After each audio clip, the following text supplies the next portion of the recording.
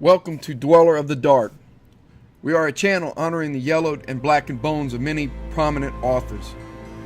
We will be digging up several obscure, strange, and forgotten authors who influenced many of the great horror, science fiction, and fantasy writers today. Comment below if you like. If you have authors that you'd like to see recognized, list them in the comments or contact our author page. Subscribe for more tales of the horrifying, obscure, strange, and forgotten. We'll have quite a collection climbing out of the tombs. If you like any of our tales, hit the like button below. Web pages for Jeffrey LeBlanc's websites can be found at jeffreyleblanc.com or on Amazon. Tonight we introduce the great Robert Albert Bloch. He was a fiction writer with a diverse array of stories in crime, horror, fantasy, and science fiction. Bloch is best known as the writer of Psycho that led to Alfred Hitchcock's masterpiece, many great tales on Rod Serling's Night Gallery, and the Hammer horror film classic, The House That Dripped Blood. Robert Bloch's fondness for humor and horror was evident in puns. This was evident in titles of his story collections such as Tales in a Jugular Vein, such stuff as Screams Are Made Of, and Out of the Mouths of Graves. Then there's the classic Bloch favorite line, I have the heart of a child. I keep it in a jar on my shelf. There are hundreds of Bloch short stories and over 30 novels. Robert Bloch was one of the youngest members of the Lovecraft Circle. His professional writing career began immediately after high school at the age of 17. He was a protege of H.P. Lovecraft, who was the first to seriously encourage his talent. Bloch won numerous awards in writing. He won the Hugo Award for That Hellbound Train, the Bram Stoker Award, the World Fantasy Award. Bloch served as a president of the Mystery Writers of America in 1970. He was also a member of the Mystery Writers of America, Science Fiction Writers of America, the Writers Guild of America, the Academy of Motion Picture Arts and Sciences, and, of all things, the Count Dracula Society. The Shambler from the Stars is a story written by Robert Bloch. As a writer and one of H.P. Lovecraft's inner circle, the story itself was published back in September of 1935 in an issue of Weird Tales. Later, the tale was added to the book The Opener of the Way in 1945 and his 1994 collection, The Early Fears. Further, The Shambler from the Stars is considered part of the Cthulhu mythos and introduced the fictional forbidden tome, The Vermis Mysteries, Mysteries of the Worm. H.P. Lovecraft in 1935 wrote the terrifying The Haunter of the Dark as a sequel to The Shambler from the Stars and dedicated it to Bloch. Eventually, in 1950, Robert Bloch wrote his own sequel, The Shadow from the Steeple. Shambler from the Stars centers on a nameless college student narrator who hopes to make a living as a famous writer of weird fiction. The narrator's early writing efforts are painfully inadequate. Rejection after rejection by magazine editors causes the narrator to yearn for forbidden knowledge. The narrator seeks out those who are true practitioners of the occult, sending letters of correspondence to freethinkers and academics from all over the country, allows the narrator to meet a like-minded mystic dreamer from Providence, New England. Together they dive into searching further for the mysterious occult book, The Vermis Mysteries. Will the narrator and the mystic dreamer find this mysterious book? Once found, what evil and horrors will they unleash conjuring with The Vermis Mysteries?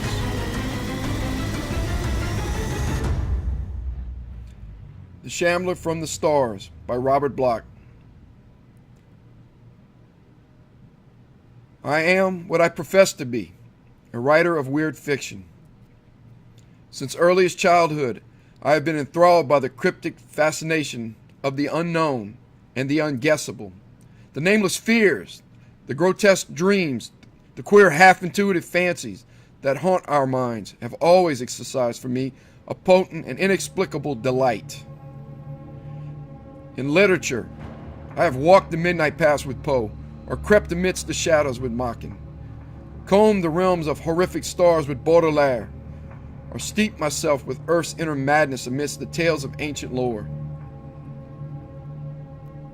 A meager talent for sketching and crayon work led me to attempt crude picturizations involving the outlandish denizens of my nighted thoughts. The same somber trend of intellect which drew me in my art interested me in obscure realms of musical composition. The symphonic strains of the Planet Suite and the like were my favorites. My inner life soon became a ghoulish feast of eldritch, tantalizing horrors. My outer existence was comparatively dull. As time went on, I found myself drifting more and more into the life of a penurious recluse, a tranquil, philosophical existence amidst a world of books and dreams. A man must live. By nature, constitutionally and spiritually unfitted for manual labor, I was at first puzzled about the choice of a suitable vocation. The depression complicated matters to an almost intolerable degree, and for a time I was close to utter economic disaster. It was then that I decided to write. I procured a battered typewriter, a ream of cheap paper, and a few carbons. My subject matter did not bother me. What better field than the boundless realms of a colorful imagination? I would write of horror, fear, and the riddle that is death.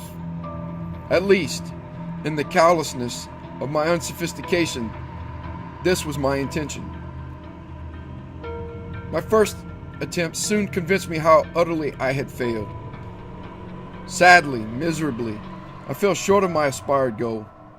My vivid dreams became on paper merely meaningless jumbles of ponderous adjectives. I found no ordinary words to express the wondrous terror of the unknown. My first manuscripts were miserable and futile documents, the few magazines using such material being unanimous in their rejections. I had to live. Slowly but surely I began to adjust my style to my ideas. Laboriously I experimented with words, phrases, sentence structure. It was work, and hard work at that. I soon learned to sweat. At last, however, one of my stories met with favor. Then a second, a third, a fourth. Soon I had begun to master the more obvious tricks of the trade, and the future looked brighter at last. It was with an easier mind that I returned to my dream life and my beloved books. My stories afforded me a somewhat meager livelihood. For a time this sufficed, but not for long. Ambition, ever an illusion, was the cause of my undoing. I wanted to write a real story, not the stereotype, ephemeral sort of tale I turned out for the magazines, but a real work of art. The creation of such a masterpiece became my ideal.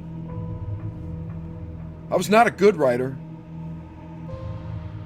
but that was not entirely due to my errors in mechanical style. It was, I felt, the fault of my subject matter. Vampires, werewolves, ghouls, mythological monsters. These things constituted material of little merit.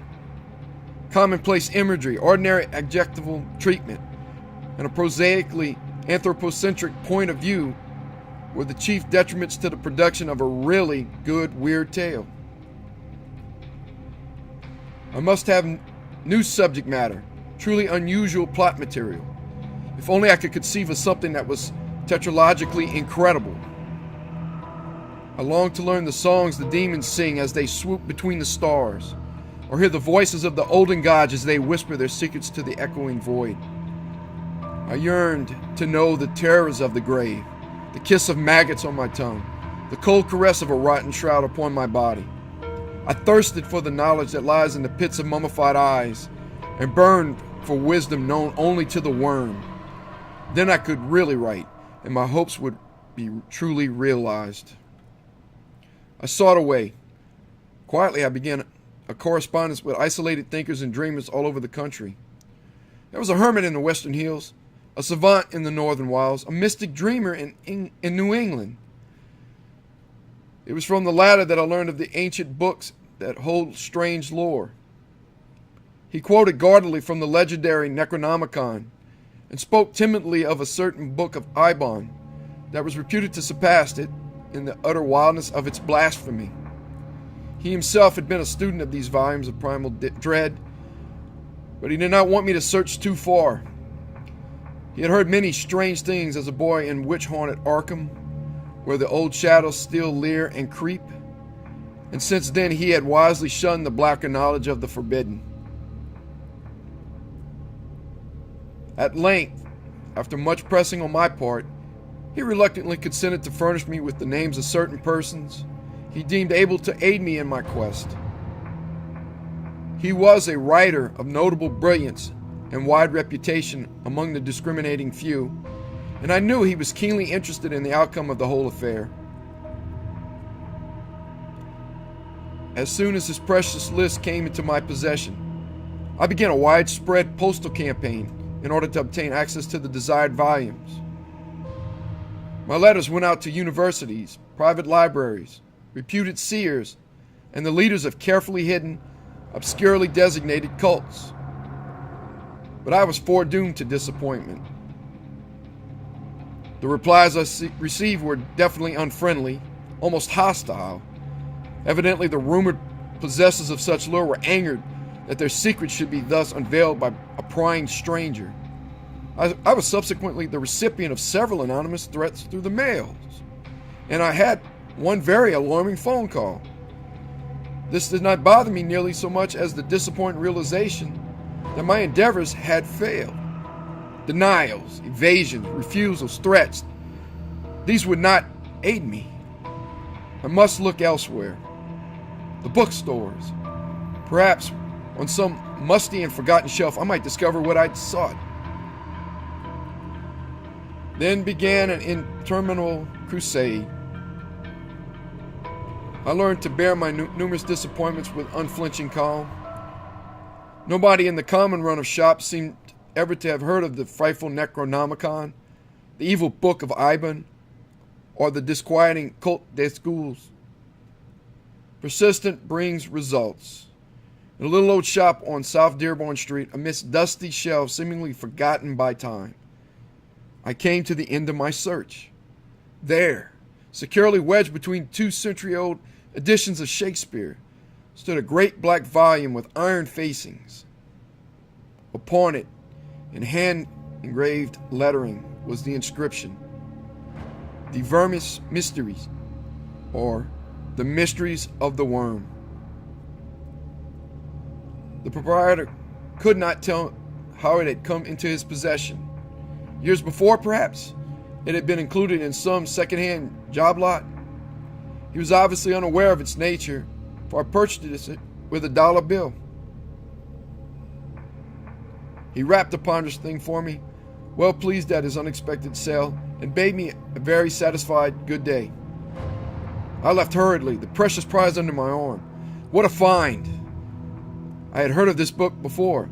Ludwig Prynne was its author, who had perished at the inquisitorial stake in Brussels when the witchcraft trials were at their height. A strange character, alchemist, necromancer, reputed mage. He boasted of having attained a miraculous age when he at last suffered a fiery immolation at the hands of the secular arm.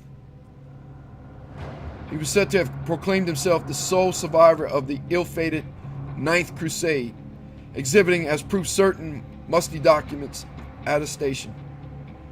It is true that a certain Ludwig Prynne was numbered among the gentlemen retainers of Montserrat in the olden chronicles, but the incredulous branding Ludwig as a crack-brained impostor, though perchance a lineal descendant of the original warrior.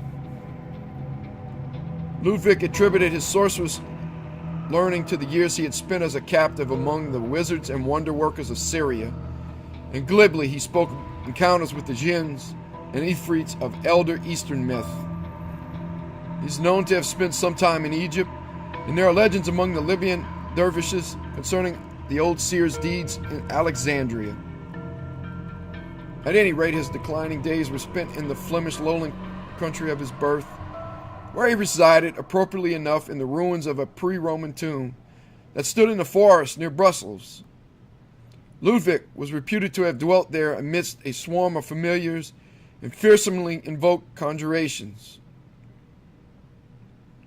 Manuscripts still extant speak of him guardedly as being attended by invisible companions and star-sent servants.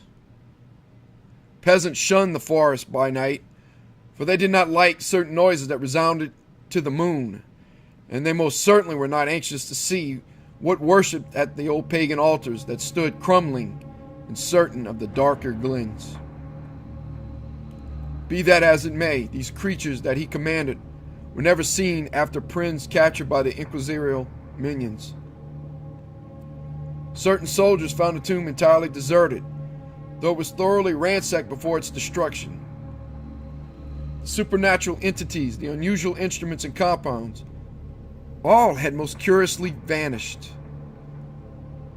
A search of the forbidding woods and a timorous examination of the strange altars did not add to the information. There were fresh bloodstains on the altars and fresh bloodstains on the rack, too, before the questioning of Prin was finished. A series of particularly atrocious tortures failed to elicit any further disclosures from the silent wizard, and at length the weary interrogator ceased and cast the aged sorcerer into a dungeon.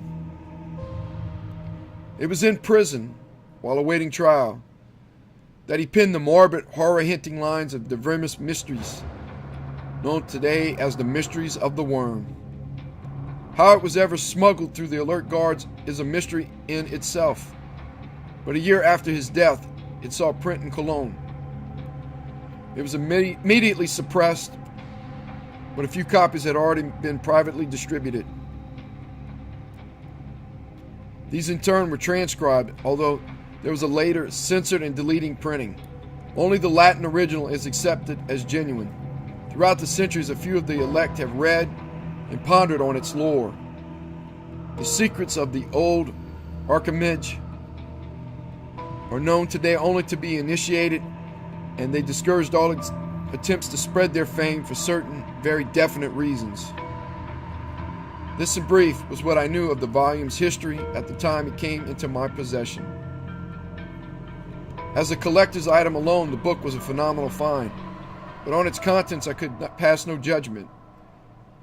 It was in Latin. Since I can speak it or translate only a few words of that learned tongue, I was confronted by a barrier as soon as I opened the musty pages. It was maddening to have such a treasure trove of dark knowledge at my command, and yet lacked the key to its unearthing. For a moment I despaired, since I was unwilling to approach any local classical or Latin scholar in connection with so hideous and blasphemous a text. Then came an inspiration. Why not take it east and seek the aid of my friend? He was a student of the classics, and would be less likely to be shocked by the horrors of Prin's baleful revelations. Accordingly, I addressed a hasty letter to him, and shortly thereafter received my reply. He would be glad to assist me. I must by all means come at once. Providence is a lovely town. My friend's house was ancient and quaintly Georgian. The first floor was a gem of colonial atmosphere. The second, beneath antique gables that shadowed the enormous window, served as a workroom for my host. It was here that we pondered that grim, eventful night last April. Here beside the open window that overlooked the azure sea. It was a moonless night, haggard and wan with a fog that filled the darkness with bat-like shadows. In my mind's eye I can see it still, the tiny, lamp-lit room, with the big table and the high-backed chairs, the bookcases bordering the walls, the manuscripts stacked in special files. My friend and I sat at the table, the volume of mystery before us. His lean profile threw a disturbing shadow on the wall, and his waxen face was furtive in the pale light. There was an inexplicable air of portentous revelation, quite disturbing in its potency. I sensed the presence of secrets waiting to be revealed. My companion detected it too. Long years of occult experience had sharpened his intuition to an uncanny degree. It was not the cold that made him tremble as he sat there in that chair. It was not fever that caused his eyes to flame like jeweled and corded fires. He knew even before he opened that accursed tome that it was evil. The musty scent that rose from those antique pages carried with it the reek of the tomb. The faded leaves were maggoty at the edges, and the rats had gnawed the leather, rats which perchance had a ghastlier food for common fare. I had told my friend the volume's history that afternoon, and had unwrapped it in his presence. Then he had seemed willing and eager to begin an immediate translation. Now he demurred. It was not wise, he insisted. This was evil knowledge. Who could say what demon-dreaded lore these pages might contain, or what ills befall the ignorant one who sought to tamper with their contents? It is not good to learn too much, and men had died for exercising the rod of wisdom that these leaves contained. He begged me to abandon the quest while the book was still unopened and to seek my inspiration in saner things. I was a fool. Hastily I overruled his objections with vain and empty words. I was not afraid. Let us at least gaze into the contents of our prize. I began to turn the pages. The result was disappointing. It was an ordinary-looking volume after all. Yellow, crumbling leaves set with heavy black-lettered Latin text. That was all. No illustrations, no alarming designs. My friend could no longer resist the allurement of such a rare bibliophilic treat. In a moment he was peering intently over my shoulder, occasionally muttering snatches of Latin phrasing. Enthusiasm mastered him at last. Seizing the precious tome in both his hands, he seated himself near the window and began reading paragraphs at random, occasionally translating them into English. His eyes gleamed with a feral light. His cadaverous profile grew intent as he pored over the moldering runes. Sentences thundered in fearsome litany, then faded into tones below a whisper as his voice became as soft as a viper's hiss. I caught only a few phrases now, for in his introspection he seemed to have forgotten me. He was reading of spells and enchantments. I recall allusions to such gods of divination as Father Yig, Dark Han, and serpent-bearded Byatis. I shuddered, for I knew these names of old, but I would have shuddered more had I known what was yet to come. It came quickly. Suddenly he turned to me in great agitation, and his excited voice was shrill. He asked me if I remembered the legends of Prin's sorcery and the tales of the invisible servants he commanded from the stars. I assented, little understanding the cause of his sudden frenzy. Then he told me the reason. Here, under a chapter of familiars, he had found an orison, or spell, perhaps the very one Prin had used to call upon his unseen servitors from beyond the stars. Let me listen while he read. I sat there dully, like a stupid, uncomprehending fool. Why did I not scream, try to escape, or tear that monstrous manuscript from his hands?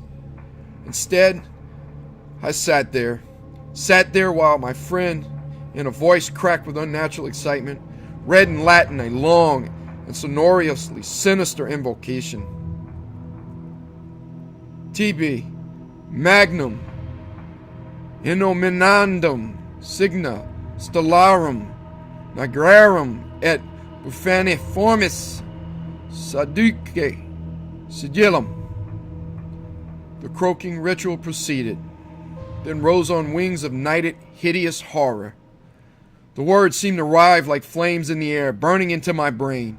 The thundering tones cast an echo into infinity, beyond the farthest-most star.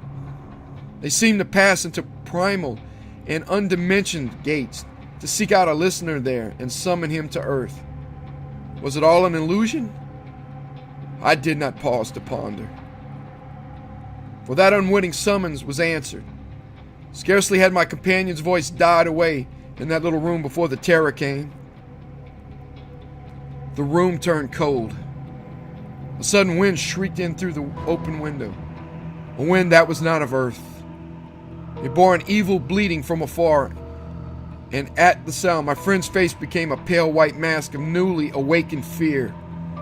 Then there was a crunching at the walls, and the window ledge buckled before my staring eyes. From out in the nothingness, beyond that opening came a sudden burst of lubricious laughter, a hysterical cackling born of utter madness. It rose to the grinning quintessence of all horror, without a mouth to give it birth. The rest happened with startling swiftness. All at once, my friend began to scream as he stood by the window. Scream and claw wildly at empty air. In the lamplight, I saw his features contort into a grimace of insane agony. A moment later, his body rose, unsupported from the floor, and began to bend outward to a back-breaking degree. A second later came the sickening grind of broken bones. His form now hung in midair, the eyes glazed and the hands clutching convulsively as if at something unseen. Once again there came the sound of a maniacal tittering, but this time it came from within the room. The stars rocked in red anguish. The cold wind gibbered in my ears. I crouched in my chair with my eyes riveted on that astounding scene in the corner. My friend was shrieking now. His screams blended with that gleeful, atrocious laughter from the empty air. His sagging body dangling in space, bent backward once again as blood spurted from the torn neck, spraying like a ruby fountain. That blood never reached the floor. It stopped in midair as the laughter ceased and a loathsome sucking noise took its place. With a new and accelerated horror, I realized that the blood was being drained to feed the invisible entity from beyond. What creature of space had been so suddenly and unwittingly invoked? What was that vampire monstrosity I could not see? Even now, a hideous metamorphosis was taking place. The body of my companion became shrunken, wizened, lifeless. At length, it dropped to the floor and lay nauseatingly still. But in midair, another and a ghastlier change occurred. A reddish glow filled the corner by the window, a bloody glow. Slowly but surely, the dim outlines of a presence came into view. The blood-filled outlines of that unseen Shambler from the stars. It was red and dripping, an immensity of pulsing, moving jelly. A scarlet blob with myriad tentacular trunks that waved and waved. There were suckers on the tips of the appendages, and these were opening and closing with ghoulish lust. The thing was bloated and obscene. A headless, faceless, eyeless bulk with the ravenous maw, titanic talons of a star-born monster. The human blood on which it had fed revealed the hitherto invisible outlines of the feaster. It was not a sight for sane eyes to see. Fortunately for my reason, the creature did not linger. Spurning the dead and flabby corpse-like thing on the floor, it purposely seized the opening. There it disappeared, and I heard its far-off derisive laughter floating on the wings of the wind as it receded into the gulfs from whence it had come. That was all. I was left alone in the room, with the limp and lifeless body at my feet. The book was gone. But there were bloody prints upon the wall, bloody swaths upon the floor, and the face of my poor friend was a bloody death's head, leering up at the stars. For a long time, I sat alone in silence before I set to fire that room and all it contained. After that, I went away laughing, for I knew that the blaze would eradicate all trace of what remained. I had arrived only that afternoon, and there was none who knew, and none to see me go. For I departed ere the glowing flames were detected. I stumbled for hours through the twisted streets and quaked with renewed and idiotic laughter as I looked up at the burning, ever-gloating stars that eyed me furtively through wreaths of haunted fog. After a long while, I became calm enough to board a train. I have been calm throughout the long journey home, and calm through the penning of this screed. I was even calm when I read of my friend's curious accidental death in the fire that destroyed his dwelling. It is only at nights, when the stars gleam, that dreams return to drive me into a gigantic maze of frantic fears. Then I take to drugs in a vain attempt to ban those leering memories from my sleep. But I really do not care, for I shall not be here long. I have a curious suspicion that I shall again see the Shambler from the stars. I think it will return soon without being resummoned, and I know that when it comes, it will seek me out and carry me down into the darkness that holds my friend. Sometimes I almost yearn for the advent of that day, for then I shall learn once and for all the mysteries of the worm.